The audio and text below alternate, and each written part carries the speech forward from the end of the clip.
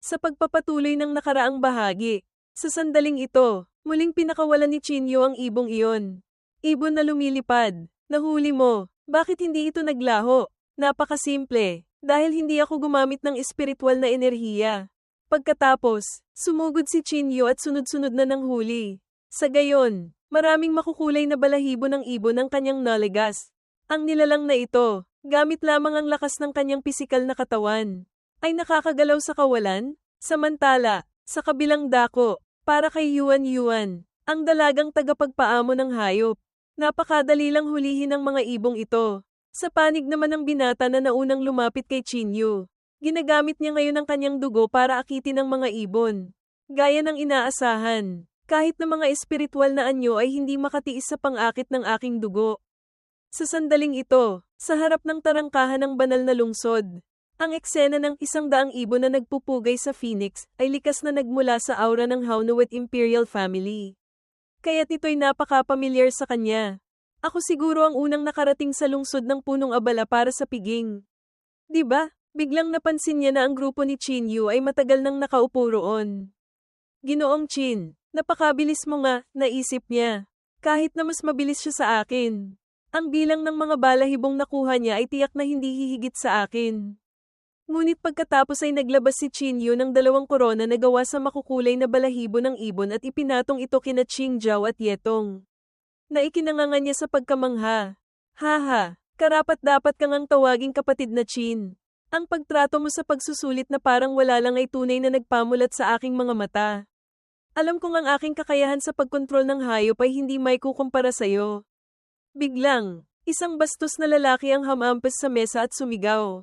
Wala akong pakialam sa mga usapan ninyo.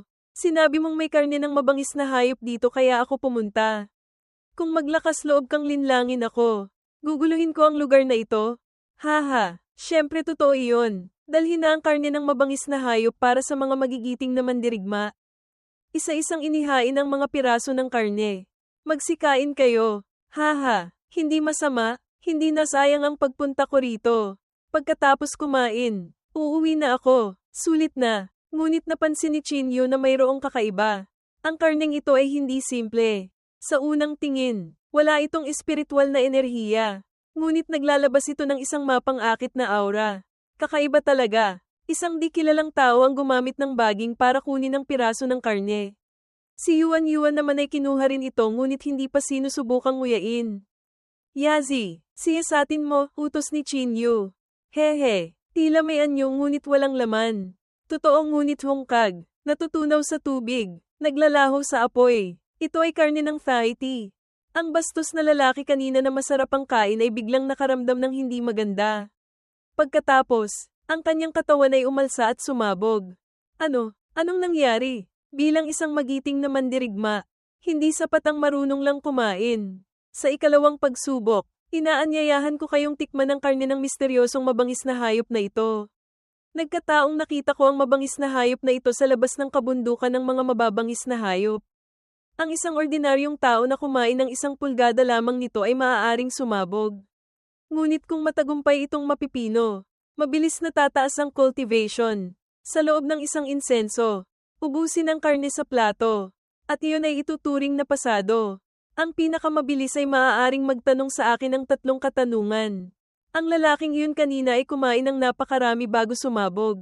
Batay sa aking kakayahan, kung dahan-dahan akong kakain ngayon, marahil ay walang problema. Naisip ng isang kalahok, ngunit nang isubo niya ang isang maliit na piraso, agad na nakaramdam ng matinding bigat ang kanyang katawan. Kaya't ginamit niya ang kanyang enerhiya para labanan ito. Dakilang Joe Heavenly Circulation Technique. Buong lakas na paikutin. Pagkaraan ng ilang sandali, nakahinga siya ng maluwag. HMPH. Ang hirap nga talagang kainin. Isang-isa pa ang kumuha ng maliit na piraso at isinubo. Ngunit agad siyang sumabog dahil hindi niya nakontrol ito. Mga Ginoo, patawarin ninyo ako sa aking prangkang pagsasalita. Ngunit ang mga nagsasanay ng mga pamamaraan ng Earth rank pababa ay dapat na kusang umatras. Ang pagsubok na ito ay upang suriin ang antas ng inyong pamamaraan. Kung bahagyang mabagal lamang ang bilis ng pagpino, sisubog ang katawan at mamamatay. Hindi ito makatarungan, tayong mga independent cultivator. Saan naman tayo kukuha ng Earth rank na pamamaraan? Hayaan na natin. Wala tayong kapalaran sa kompetisyong ito. Naisip ng prinsipe ng dakilang Joe. Kung ikukumpara sa kakayahan, mas mababa ako sa iyo ng kaunti. Ngunit kung pag-uusapan ng pinagmulan, ako ang prinsipe ng dakilang Joe. Hindi ako naniniwalang mayroon ka ring mataas na antas na pamamaraan. Bumalik tayo kay Chinyu. Kung hindi kayang tunawin ng katawan, paano kaya kung pipinuhin muna sa labas bago sipsipin? Kaya't sinimulan niyang pinuhin ang piraso ng karne. Nang makita ito ng mga tao sa paligid, ginaya nila siya. Oo nga, bakit hindi natin naisip yun? Chinyu, talagang may paraan ka. Salamat sa iyo, papuri ng dalawang dalaga. Pagkaraan ng ilang sandali, natapos na ni Chinyu ang pagpino. Moalang-galang na, Imperial Preceptor, maituturing na ba akong nangunguna sa yugtong ito? Gumamit siya ng sagradong apoy ng ikasyam na antas para magpino. Ilan pa kayang lihim ang mayroon ng taong ito? Tunay ngang kahanga-hanga ang kabataan. Ngayon, maaari ka nang magtanong sa akin ng 3 katanungan. Kailangan ba ngayon na? Tanong ni Chinyu. Chinyu, anong ibig mong sabihin, sabat ng prinsipe? Ang Imperial Preceptor ay mayroong napakataas na cultivation at napakadakilang posisyon. Ilang salita lamang niya ay malulutas na ang iyong mga katanungan tungkol sa cultivation. Huwag kang walang utang na loob. Hindi ba't marami kang problema sa iyong cultivation? Hindi nakapagtatakang binugbog kita hanggang sa umiyak ka noon. Hindi ako katulad mo. Wala akong anumang problema sa aking sariling cultivation. Ikaw, galit na galit ang prinsipe ngunit wala siyang magawa. Napakayabang talaga ng Chinyu na ito. Laging may isang taong may walang kapantay na kasanayan sa sibat. Maaaring si Chinyu nga ito.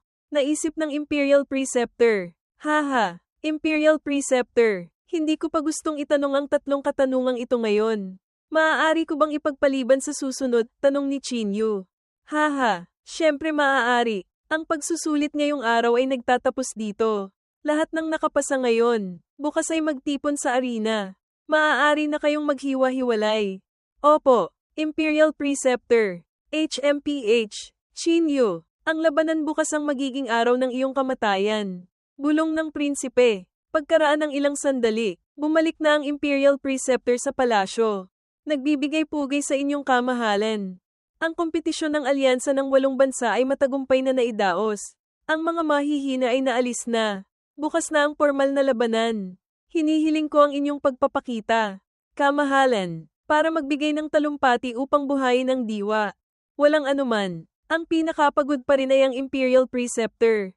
Kumusta ang unang yugto ng pagpili? Marami bang natatanging talento? Sa labanang ito, maraming talento ang pawang mga taong may malakas na martial arts. Sa oras na iyon, kapag naging Dragon Lock, marahil ay makakatulong ito sa inyong kamahalan na umangat pa ng isang antas. Alam mong hindi iyan ang tinatanong ko. Inabot ng 80 taon at naubos ang kaba ng bayan para lamang makuha ang natitirang swerte ng 7 bansang iyon. Ito'y pagkakataon lamang para magpakita. Ang gantimpalang ipinangako natin sa Manggenguna ay hindi naman talaga makakamit. Ang tanong ko ay, mayroon bang iba? Hindi taong inayos natin. Ang nakakuha ng unang pwesto? Kamahalan, pakalmayin po ninyo ang inyong sarili. Mula nang bumagsak ang Dragon Lock, lalong hindi naging matatag ang aking kalagayan. Kung hahayaang makuha ng tagalabas ang unang pwesto, mabubunyag ang lahat, kahit na makuha ko pa ang Dragon Lock. Sa ilalim ng paghatol ng mamamayan, baka muling bumagsak ang Dragon Lock. Pakiusap, kamahalan, makatiyak po kayo. Nag-ayos na ako ng tao na tiyak na makakakuha ng unang pwesto sa pagkakataong ito. Maliban sa isang nagngangalang Chinyu, ang iba ay hindi dapat ikabahala. Tungkol naman kay Chinyu, ang laban bukas ang magiging araw ng kanyang kamatayan. Lahat ay naayos ko na ng maayos. Kung mayroon ng paghahanda ang Imperial Preceptor, makakapagpahinga na ang aking kalooban. HMPH, Chinyu, hindi kaya siya yung mula sa pamilyang Chin? Mahaba ang gabi at maraming pangarap. Bukas ang araw ng iyong kamatayan. Mga Sky Serpent Guard, nasaan kayo? Narito po. Agad na patayin si Chinyu para sa akin. Gabi na sa himpilan. Napak-strogo pala. Bukas pa lang ang formal na laban.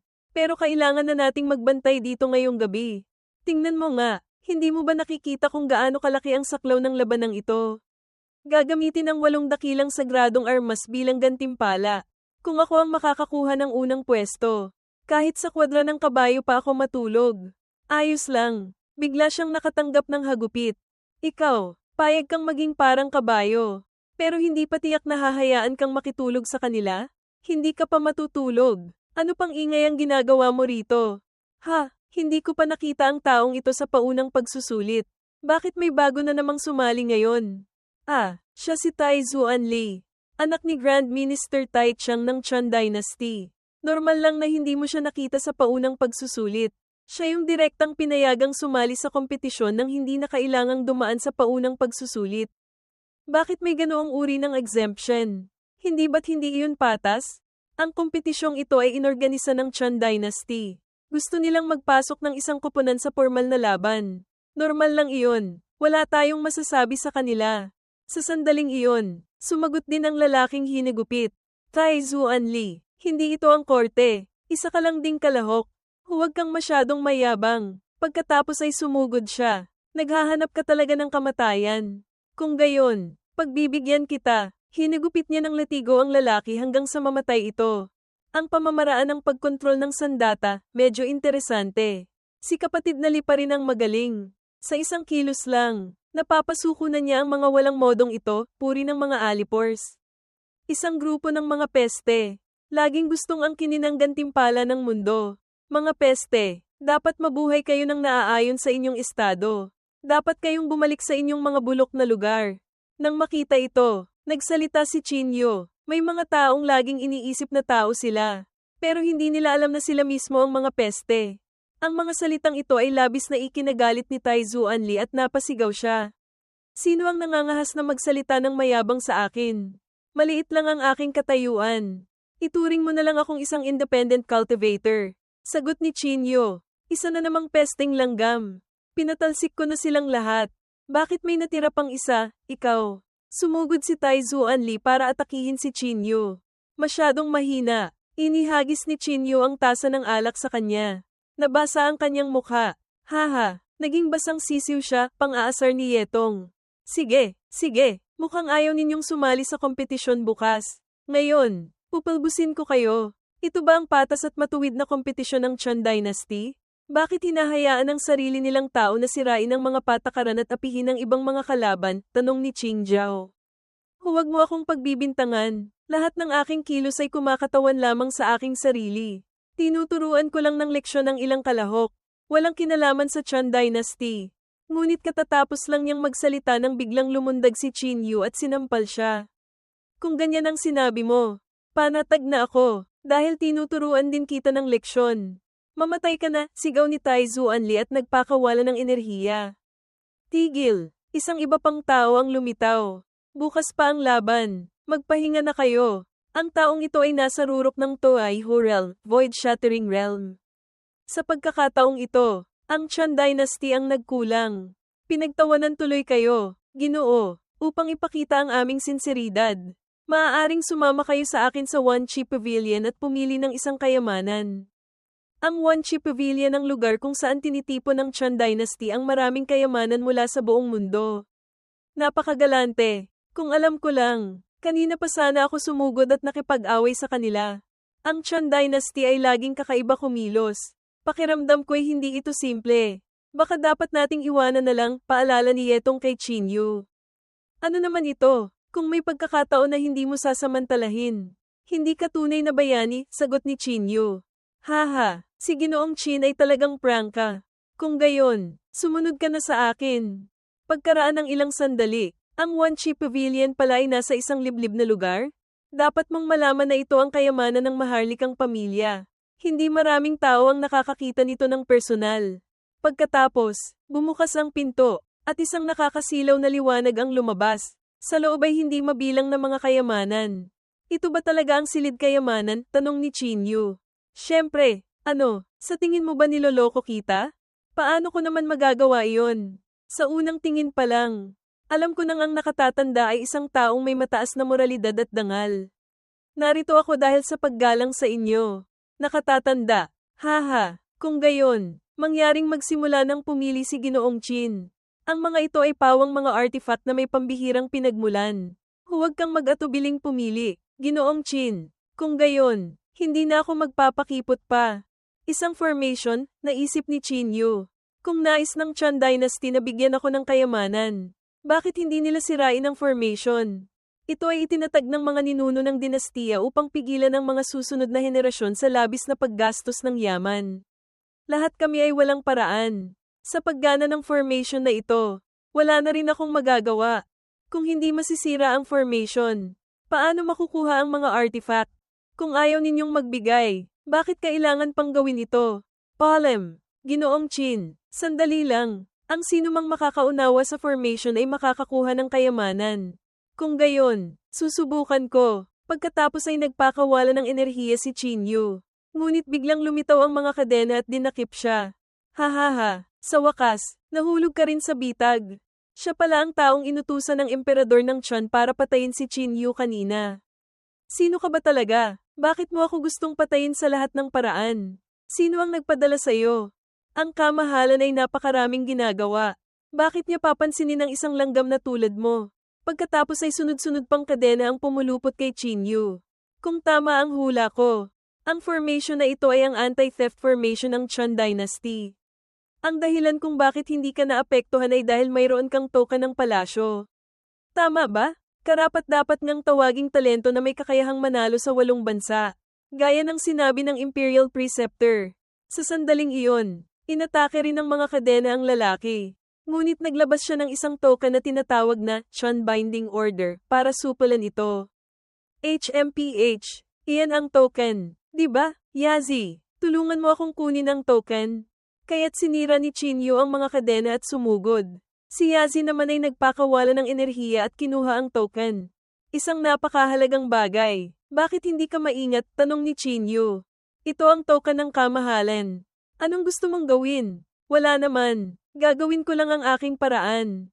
Pagkatapos kitang may gapos, natural na ibabalik ko ito sa'yo. Ngunit sa sandaling iyon, parami ng parami ang mga kaid nang lumitaw at mahigpit na iginapos si Chinyu. Haha, Chinyu, wala namang talagang token dito.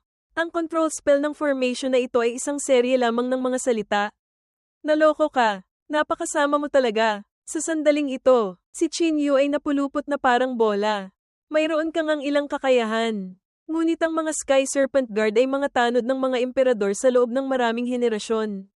Para makamit ang layunin, hindi sila nag-aatubiling gumamit ng anumang paraan. Marami na akong napatay na tulad mo. Huwag kang mag-alala. Ililibing kita ng maayos. Mamatay ka na. Sumugod siya para saksakin si Chinyu. Wala bang nagturo sa'yo? Ang mga bihasang mangangaso ay madalas na nagpapanggap na biktima. Sa sandaling ito, nagpakawala ng enerhiya si Chinyu at sinira ang mga kadena. Hindi maganda ito. Nagpakita ng pagkabalisa ang lalaki. Anong klaseng mahika ito? Bakit nawala ng bisa ang formation? Tao Tay, iniaalay ko sa iyo ang lahat ng kayamanan ng bansa. Kung hindi ka palilito ngayon, kailan pa? Paanong nangyari ito? Sa sandaling ito, unti-unting hinihigop ni Chinyu ang mga kayamanan. Nang makita ito, nagpakawala ng enerhiya ang lalaki. Kailangan kong ibalik ang formation. Chan Binding Order. Bumalik ka. Haha, gusto mong bawiin? Managinip ka. Sandali na lang. At lahat ng enerhiya ng formation na ito ay mahihigop ko na. Hindi maganda. Ang formation ay pinipigilan ng isang uri ng enerhiya mula sa kanya. Hindi ko ito mabawi. Malapit na akong magtagumpay. Agad kong mapapalabas ang anino ng tao Tay. Sampain, ngayon, nawala na ang lahat ng kayamanan. Kahit na mapatay ko pa si Chinyu ngayon, parurusahan pa rin ako ng kamahalan. Bagamat ang paggamit ng Blood Devouring Secret Art ay makakasira sa aking habang buhay. Ngayon, ang tanging paraan na lang ay gamitin ito para hukayin ang lahat ng lihim ni Chinyu. Sa ganoong paraan lang ako makakabawi sa aking pagkakasala. Pagkatapos ay nagpakawala siya ng enerhiya. Natatakot ka kaya gusto mong umiwas? Tanong niya kay Chinyu. Blood Devouring Divine Spear. Kapag tumagos ito sa katawan, hihigupin ito ang dugo. Mula sa dugo mo, huhukayin ko ang lahat ng iyong lihim. Sa sandaling iyon, humarurot siya at diretsong sinaksak si Chinyu. Ngunit biglang nabiyak ang kanyang sandata. Paano ito nangyari? Ang aking blood spear ay isang heaven rank secret art. Sa sandaling ito, nagpakita na rin si Tao Tai. Narinig kong gusto mong tikman ang aking dugo? Kung gayon, magpalat tayo ng kaunti. Gusto ko ring tikman ang dugo mo. Ano sa tingin mo? Paano ito nangyari? Isa itong mabangis na hayop. Si Chinyu ay mula sa lahi ng mga mababangis na hayop. Labis siyang nataranta. Mula sa bibig ni Tao Tai. Dahan-daang lumabas si Chinyu. Ang masamang hayop na lumalamon. Ang Panginoon ng sinaunang ilang. Si Tao Tai ay nagbalik. Sky Serpent Guard. Tama, pakisabi ng pasasalamat ko sa emperador ng Chan Dynasty. Kung hindi dahil sa dami ng kayamanang ibinigay niya sa akin. Marahil ay hindi ako ganoon kabilis makaka-breakthrough sa rurok ng Favang Realm, Illusion Breaking Realm. Chinyu, huwag kang mayabang. Nag-breakthrough ka lang sa rurok ng Favang Realm. Sa tingin mo ba makakatakas ka rito? Ako ay nasa rurok ng Toaiho Realm, Void Shattering Realm. Galit siyang umatake, ngunit wala siyang nagawang pinsala kay Chinyu. Lahat ng kanyang atake ay nilamon ni Tao Tai. Nakakatawa, kung sigurado kang mananalo, bakit mo pa ako kailangang akitin dito bago ka kumilos? Sa isang kumpas lang ng kamay ni Chinyu, napatalsik siya palayo, kahit gaano ka pa kalakas. Hindi mo kayang lampasan ng isang buong realm para talunin ako. Ang teknik na iyong ginagamit ay tiyak na kumukonsumo ng maraming lakas mahika. Kailangan ko lang patagilan ng oras. At sa huli, ikaw ang mamamatay. Shan Clone Technique. Lumikha siya ng maraming clone at sabay-sabay na inatake si Chinyu. Papatayin kita ng dahan-dahan dito.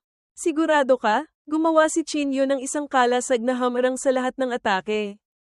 Paano ito nangyari? Ganyan pa rin karami ang iyong lakas mahika? Nakalimutan kong sabihin sa iyo. Mayroon pa akong mahigit 100 ganitong klaseng mababangis na hayop.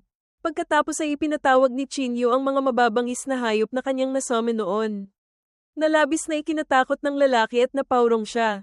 Hindi maganda. Kailangan kong iligtas ang aking buhay. Mukhang ang ating bagong kaibigan ay gumawa ng medyo kaiyahiyang bagay. Agad ninyo siyang ibalik dito. Kaya't saan man siya tumakbo. Hinaharangan siya ng mga mababangis na hayop. Salit-salitang umaatake ng walang tigil. Pagkatapos ay madali siyang nahuli ni Yazi. Saan ka pupunta? Hindi may kakaila. Ikaw ang numero 1 henyo. Pakiusap, huwag mo akong patayin. Chinyu, hindi mo ba gustong magkaroon ng kaaway ang Chan Dynasty? Basta't patawarin mo ako. Tutulungan kitang makipag-ayos sa kamahalan. Gusto niya akong patayin. Tapos kailangan ko pang humingi ng tawad? Sabihin ninyo, may katwiran ba yon? Kung makikipag-ayos ka, huwag mo kaming sisihin kung mamaliitin ka namin, sabi ni Yazi. Hindi natin kailangang magmakaawa kahit kanino. Mula pa noon, iba ang nagmamakaawa para sa aking kabutihang loob, dugtong ni Tao Tai. Paumanhin, mukhang ayaw ng aking mga kapatid na makipag-ayos. Sa sandaling ito, nagpakawala si Chinyu ng isang napakalakas na puwersa na dumagan sa lalaki sa lupa. Pagkatapos, isang malakas na pagsabog ang umalingaw-ngaw. At siya ay nagkapira-piraso. Biglang yumanig ang lupa. Natukoy na patay na ang tagapamahala. Isinasagawa ang self-destruct mode. Ang emperador ng Chan, naisip pa pala niya ang sitwasyong ito. Kahit na mabaygo ang Sky Serpent Guard sa pagpatay sa akin. Gusto pa rin niya akong ilibing dito? Ang galit na ito, maaga o huli, sisingilin ko rin. Tingnan muna natin ang lakas ng rurok ng Favang Realm. Pagkatapos ay nagpakawala ng enerhiya si Chinyu at lumipad palabas. Kinaumagahan, sa palaruan ng lambak ng bundok. Ang lambak ng bundok na ito ang Royal Hunting Ground ng Chan Dynasty. Maraming kayamanan dito, ngunit marami ring mapanganib na kakaibang hayop. Ang arena para sa ikatlong yugto ay ang Royal Hunting Ground. Kung gayon, tiyak na maraming kayamanan doon na inaasam ng maharlikang pamilya. Pero ang galante nilang pinapasok tayo? Isang grupo ng mga probinsyano. Ngunit magiging tuntungan ko kayo para sa aking tagumpay. Haha, Chinyu, Chinyu, nakita niyo ba si Chinyu? Si Hetong ay tumatakbo kung saan-saan para hanapin si Chinyu. Kahapon, dinala si Chinyu ng matandang eunuch ng Chan Dynasty. Sabi ay para kumuha ng gantimpala. Pero isang gabi na, hindi pa rin bumabalik, hindi kaya. Huwag kang mag-alala. Dinala ng mga tao ng Chan Dynasty si Chinyu sa harap ng lahat. Hindi sila mangangahas na gumawa ng anuman. Kailangan pa ring pangalagaan ng maharlikang pamilya ang kanilang reputasyon. Huwag kang mag-alala, si kapatid na Chin ay matalino at matapang. Marahil ay may kaunti lang siyang personal na gagawin. Nag-iwan ako ng sulat para sa kanya. Kapag nabasa niya, darating siya agad. Sa sandaling ito, ngumiti ng may pagmamalaki ang Imperial Preceptor. Hindi nababalik si Chinyu. Hindi ko inaasahan na ang kamahalan pala ay nagmamalasakit pa sa reputasyon ng maharlikang pamilya at direktang kumilos. Ngunit sa aking plano, hindi rin niya makukuha ang unang pwesto. Mukhang ngayon, kailangan ko pang isipin kung paano pagtatakpan ng katotohanan at subukang panatilihin ang dangal ng maharlikang pamilya. Ngunit biglang lumitaw si Chinyu. Maaari ko bang malaman kung kailan magsisimula ang laban? Kanina pa ako naghihintay dito. Ano, Chinyu, kailan ka dumating? Labis siyang nagulat. Imperial Preceptor, bakit parang nagulat kayo nang makita akong dumating? Imposible, malinaw na kumilos na ang kamahalan. Sa lakas ng Sky Serpent Guard. Paanong mabibigo sila? Hindi kaya mayroon pa siyang lihim na pamamaraan para makatakas? Nagmamalasakit lang ako sa mga kalahok. Kayo lahat ay mga piling mandirigma ng 8 bansa. Ang pag-asa ng hinaharap. Kung ayos lang kayo, mabuti naman. Ang Chan Dynasty ay may isang Imperial Preceptor na laging nag-iisip para sa bayan. Tunay ngang biyaya ito para sa 8 bansa. Haha, kapatid na Chin, masyado kang mapuri. Ang pag-aalay ng buong puso para sa Chan ay aking tungkulin. Huwag mong isipin na dahil nakatakas ka sa kamay ng Sky Serpent Guard ay may karapatan ka ng magmayabang.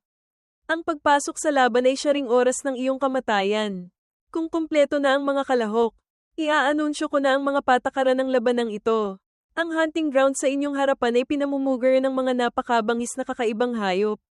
Bawat isa sa kanila ay mayroong emblem. Ang pagpatay sa kakaibang hayop ay magbibigay ng kaukulang emblem. Bukas na ang Royal Hunting Ground.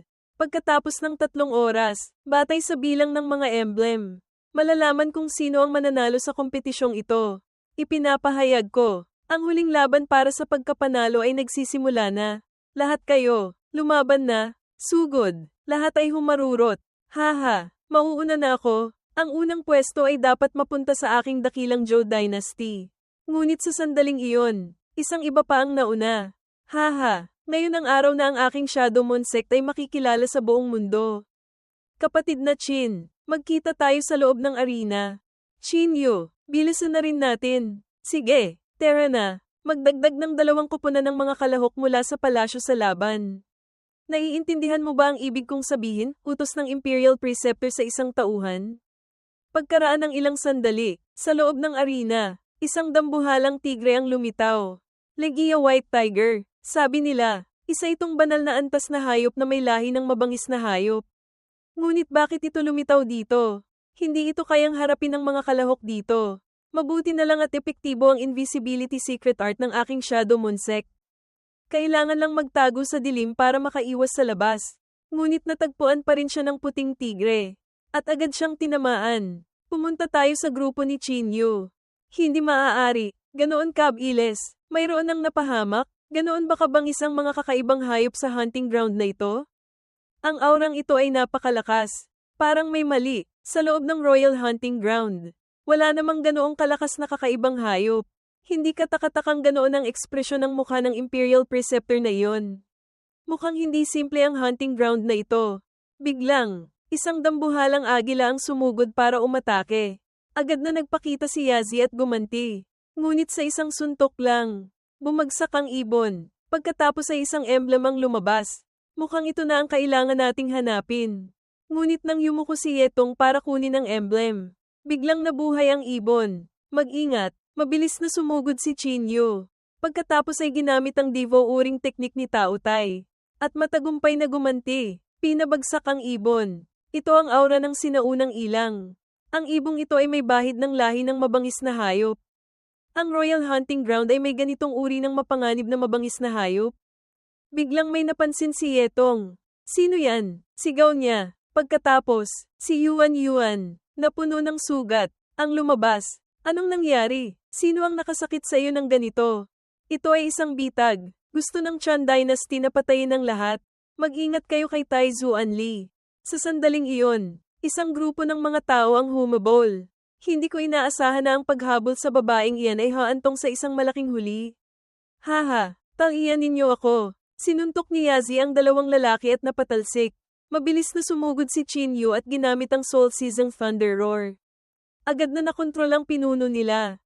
Sabihin mo, ano ang layunin ninyo sa paglusot dito? Ang totoo, ang Royal Hunting Ground na ito ay isang sangay ng kabundukan ng mga mababangis na hayop. Kumain kayo ng karne ng Thaiti. Kaya't napakaakit ninyo sa mga mababangis na hayop. Ang aming misyon ay akitin ang mga mababangis na hayop para palibutan at patayin kayo. Nababaliw na ba ang Chan Dynasty? Bakit nila tayo gustong patayin? Nais ng Imperial Preceptor na isakripisyo ang lahat ng mahuhusay na mandirigma ng 8 bansa. Pagkatapos ay tipunin ng Dragon Lock para sirain ang mga tanikala para sa kamahalan. Kaya pala, noong nasa sinaunang libingan sa Chenkang, nakuha ni kapatid ang mana ng sinaunang emperador. Sinipsip ang 80% ng kingly aura ng Chan Dynasty. Malamang, matagal nang may problema ang Dragon Chi ng emperador ng Chan. Kaya't desperado na siyang kumilos ng ganito. Agad tayong lumabas ngayon din. Sabihin natin sa buong mundo ang katotohanan. Sama-sama nating pabagsakin ang Chan Dynasty. Haha, walang silbi. Ang buong lugar na ito ay nasil na. At saka, lahat ng mababangis na hayop sa gubat ay humahabol sa inyo. Wala na kayong matatakasan. Haha, ibig sabihin ba, dito na lang tayo maghihintay ng kamatayan? Marahil ay may isa pang paraan para makontrol ang kaguluhan ng mga mababangis na hayop, ang hari ng mga mababangis na hayop sa ilalim ng bangin ng kabundukan ng mga mababangis na hayop. Sumunod kayo sa akin. Kaya't lumipad ang grupo ni Chinyu. Chinyu, dito ako sa baba maghihintay sa'yo. Bulong ni Tai Zuanli. Haha, emperador ng Chan. Maghintay ka lang, hindi magtatagal. Babalik kami, naisip ni Chinyu.